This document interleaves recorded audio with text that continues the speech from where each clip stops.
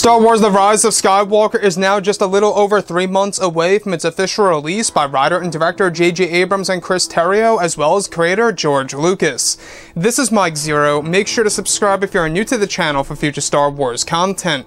Now, what's really exciting about Episode 9 is that we do know that this film is, of course, going to contain many different twists and turns, as well as revelations in the film that's going to change our perception of many of the characters from the past 8 Star Wars movies.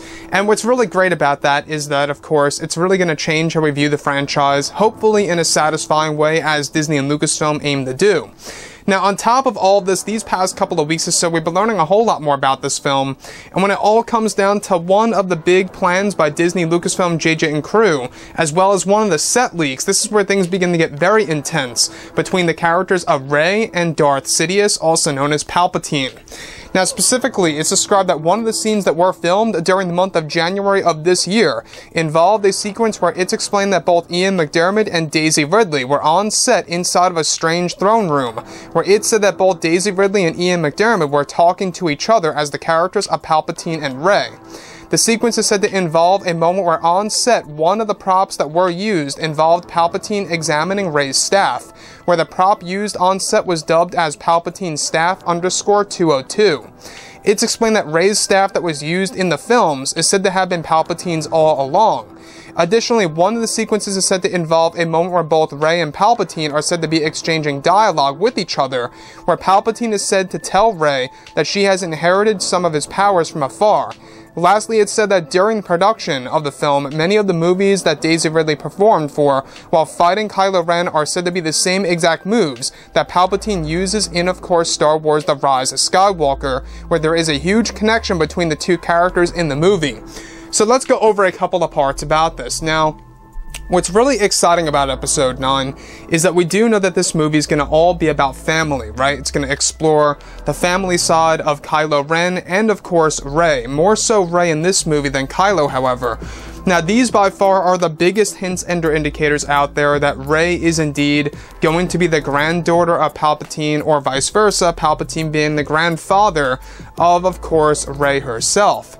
The thing that really stands out to me the most is Rey's staff. Now, you guys may remember J.J. Abrams' comments way back in 2014 when he was promoting, The Force Awakens and talking about it. And of course, in 2015, when it was finally released in theaters, J.J. was saying how the staff is very important to Rey for a specific reason that's going to be eventually explained in the Star Wars sequel trilogy. And now you can really see how things are really starting to connect. So, this staff that once belonged to Rey is actually said to be really belong to Palpatine, or once belonged to Palpatine.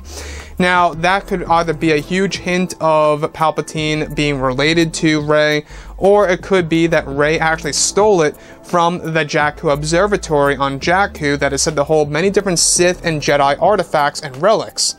However, the other thing is where it really begins to get very interesting, is because, well, this is where it's actually described that Rey is actually said to have the same exact moves that Palpatine uses in The Rise of Skywalker, and that Palpatine even has a scene where he actually describes to Rey that she has inherited some of his powers.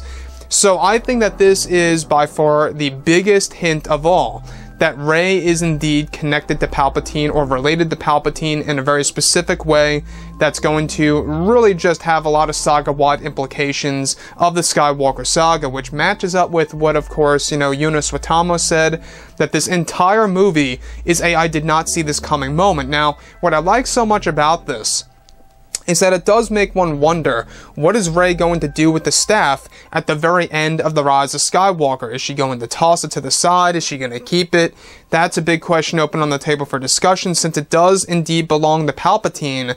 Could it very well mean that that is actually indeed Darth Plagueis' staff? You guys may know that in Legends, Darth Plagueis actually owned a staff, and of course Palpatine being the apprentice of Darth Plagueis, it would make a lot of sense, wouldn't it? So when we look at Episode 9, how the staff actually belongs to Palpatine, and how Palpatine explains to Rey how she inherited some of his powers, and how Rey is going to use the same exact moves that Palpatine will use in The Rise of Skywalker against Rey and Kylo Ren, hence why he knows every single one of her moves in this film, which is why she's going to have an equal fight against him. That to me sounds very interesting. It really does, because it really does speak volumes about what JJ is trying to do with this movie and what he's really trying to prove with the Skywalker saga ending with, of course, Episode 9.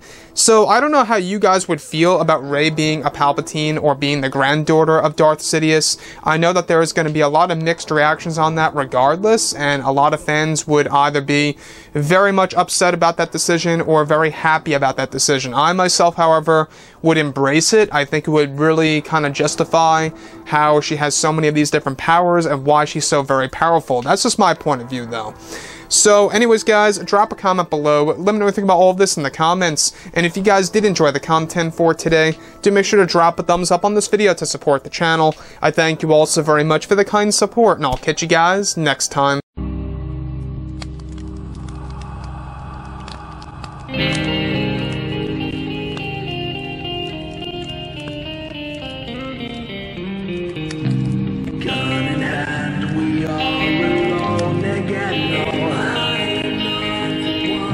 From night to moon, we hear them moans again.